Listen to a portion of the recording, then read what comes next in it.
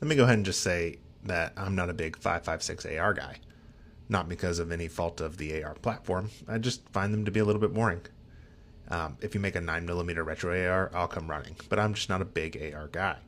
This isn't even my AR, it's borrowed from a friend.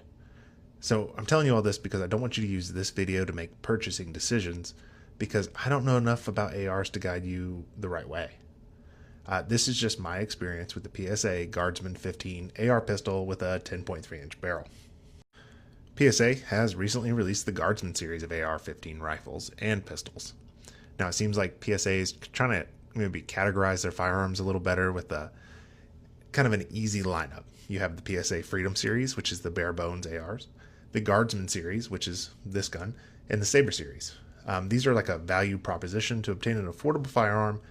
This seems to have like a good degree of brilliance in the basics. So these aren't radically new in any way, but it is kind of a new genre for PSA to kind of eke their way into the world of affordable defensive grade firearms. I've never really shot a super short AR, coming to think of it. I mean, outside of the 9mm ones I reviewed, a super short 5.56 AR has kind of eluded me. So this is a classic 10.3-inch barrel. I think the Mark 18 made these popular. So in hand, this is kind of a micro-sized gun. It's surprisingly small, smaller than I expected. And it seems to be about the perfect size for home defense use. It's really not much bigger than like a submachine gun or a subgun or a braced pistol. But I mean, this is a braced pistol, but a braced pistol caliber carbine. It does seem like it's the perfect length to pair with a suppressor. So that way when things go bump in the night, you have something maneuverable, but you're also not going to kill your eardrums. So what makes the Guardsman series any different than the other bare bones PSA AR-15 Freedom rifles? It does have a chrome lined 4150 steel barrel with a phosphate finish and a standard flash suppressor. The handguard is the new Guardsman Hex M-Lock free float rail. On this version, it's a 9-inch rail, and most of them kind of are about an inch shorter than the barrel. This rail has anti-rotational tabs, and it does have an additional M-Lock slot on the upper edge near the barrel, so you can sit a light or, I guess, a laser at kind of a flush angle with the handguard. The bolt carrier group is the new enhanced BCG with the Spring-Co gas rings. It's high pressure tested and magnetic particle inspected. The trigger is the Guardsman Flatbow single stage trigger, which is actually really nice. I've not used a ton of flat face triggers and ARs, but I do like it. You do get an ambidextrous safety selector, but other than that, all the controls are standard. The rifle and pistol variants both have Magpul furniture. On this pistol, we have a Magpul pistol grip and trigger guard, but we do get a HAR-15 brace. On the rifle, you do get a Magpul stock. This is a carbine-linked gas system with a pinned low-profile gas block. So if you look at this, it's fairly basic, but there's a lot of those little details that make a big difference, like the pinned low-profile gas block, for example, or the Spring-Co gas rings. Gas rings on PSA BCGs tend to wear out fairly quickly. You know, maybe that's just my experience with the few I've had. So it's nice to see them address that. And the HPT and MPI testing is also kind of a big deal for me, at least, if I'm going to pick like a fighting rifle. Now you get all this for about like 600 beans, so it's not bad. So this has a Holosun red dot, has a 2MA reticle, seems kind of perfect for this style of AR pistol. I zeroed the gun with a 5200 yard style 0, and then I went back to 100 yards and I put the pistol in a Zeiss tripod. I achieved 4.5-inch group shooting bare bones Winchester M855 ammo. The accuracy it's pretty standard for M855, it's nothing special, and I didn't have anything match grade to make it better. I'm not a match grade shooter anyway. And given the sub $600 price point of the pistol, it's fine. I think that's fine, especially for a gun this short that's probably not going to be used at any kind of long range.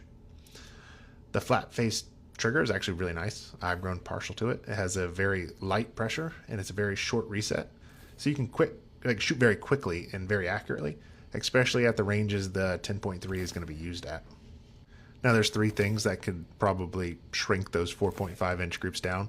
A magnified optic would probably help quite a bit. Match grade ammo, and of course, a better shooter. So at 50 yards, I did some quick ready up drills. From this range, I could put a single round inside of an 8-inch circle in 1.5 seconds. It took a few warm-ups to achieve this kind of speed, and I was wishing my dot sat a little higher, but it's perfectly achievable. I did a little offhand slow fire at 50 yards into the same 8-inch target, 5 rounds at a time, aiming for less than 1 second per round after the first round was fired. I had no problem hitting the target within that par time. It wasn't a braggable group and was roughly the size of my hand, but hey, it is what it is. I moved to 25 yards and did some double taps to the same 8-inch circle targets, and that was a ton of fun. And probably because it was so easy and my rounds were landing so close together, I did it more than I needed to. But hey, if you're having fun, you're not working, right? So it's just very satisfying to see those rounds hit right next to each other. And if you can get it under a second, you're going to feel really, really good about it. So I'm not uber familiar with super short AR-15s, and I expected the gun to be a little more gassy, but I shot all day without my eyes watering. I was outdoors, and if I toss a can on it, that would probably change, but the carbine linked gas system probably does it wonders. At close range, I shot a bill drill, which is 6 rounds at 7 yards into an IPSC-sized A-zone. My first run was 1.85 seconds from the low ready, and that time continued to shrink as I shot it more and more. The gun proved very easy to control without much muzzle rise to speak of. The recoil impulse was surprisingly smooth and enjoyable for such a short gun, but again, carbon-linked gas tube seems to go a long way. Now, should you misuse the brace, you'll find out why it's called a blade-style brace. Even with the light recoil of a 5.56 cartridge, the brace gets irritating about 30 rounds in. Throughout the day, we did a little shoot and move, we used cover, we shot in the kneeling, low kneeling positions. The Guardsman with its 10.3-inch barrel is easy to maneuver. It's very short and very sweet. Shooting things like the VTAC 1-5 drill feels smooth and natural. When reloading, the lightweight, short nature of the rifle makes it super easy to hold up in all sorts of positions. Standing is always easy with pretty much any AR-15, but if you get behind cover or in weird positions, reloading can be a bit of a pain while keeping the rifle up. That's not the case here. The handguard stayed surprisingly cool. Even during long strings of fire and long days at the range, I never had a desire for a glove, even after dumping a Magpul D60 in various close-range rapid-fire drills. So thank your friends when they give you ammo and a D60 to put through their gun. So the gun comes with a PMag. I shot with that, and I also used some cheap ETS magazines, a Daniel Defense DD32, and one of those older ETS magazines that you could group together in like a jungle clip style fashion, and finally the D60 drums. I had a few malfunctions with one of the cheaper ETS magazines. It's that white magazine that seems to glow in the dark. It would fail to load the first round fully loaded, but I guess that's what a $6 magazine gets you. It did become my reload drill magazine and is now full of sand. I shot mostly M855, that was my friend's, and I did shoot 90 rounds of some old Tula I dug up. I had no ammo malfunctions, but I really did forget how dirty Tula can be. At least I don't have to clean this thing. So this little fellow would be a great SBR candidate, and it's well suited for indoor self-defense. It's small enough to be maneuverable and even easy enough to wield with a single hand. The Guardsman series appears to be a great starter rifle at a great price point. It doesn't need much to be operable. A light and an optic, and all you need, you can defend the home. Now, with that said, remember I don't know a lot about what I'm talking about when it comes to ARs. I did just want to share my experience with the Guardsman. I've been a little bit busy. I've been traveling a lot. By the time you listen to this, I'll probably be working on my next video, which I think will be pretty good. So I want to thank everyone for watching. You guys have a great night, and I will see you soon.